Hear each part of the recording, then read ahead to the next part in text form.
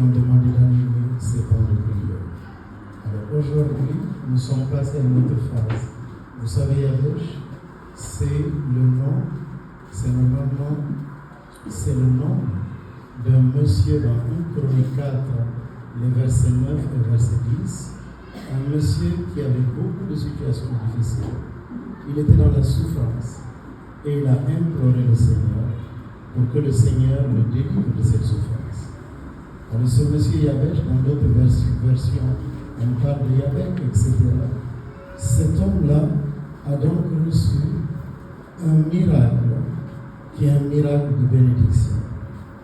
Et après ce temps, nous avons prié pour les personnes, pour la famille.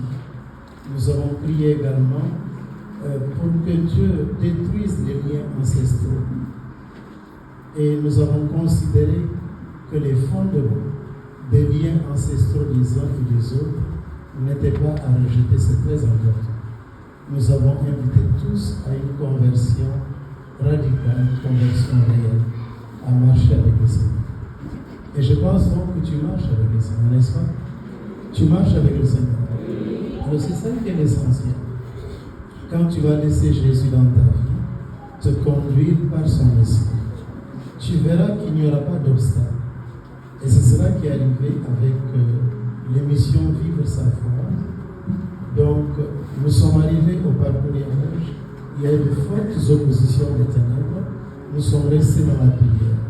Et si nous lisons ce texte de Luc au chapitre 5, vous allez constater que c'est cela qui s'est produit dans la vie de Jésus. Quand il devait traverser le lac de Galilée pour aller à l'autre rive orientale, la rive orientale du lac de Galilée. Et ce qui va arriver, c'est qu'il y aura une forte opposition. Il va y avoir au niveau de la mer une grande tempête.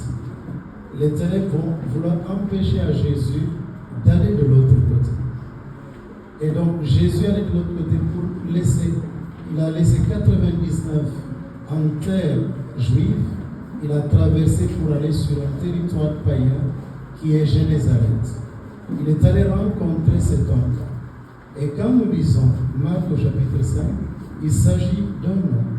Quand nous lisons Matthieu 8 et Luc au chapitre 8, nous voyons Luc au chapitre qui parle d'un homme, Matthieu nous parle de deux possédés.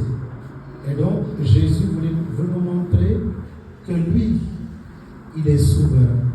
Et vous voyez ces possédés-là, l'un d'entre eux, dans Marc au chapitre 5, Saint Augustin et Saint Jean Chrysostome nous disent ceci: si on parle de l'un, c'est qu'il y avait un qui était certainement plus connu où l'autre a été oublié. Et donc,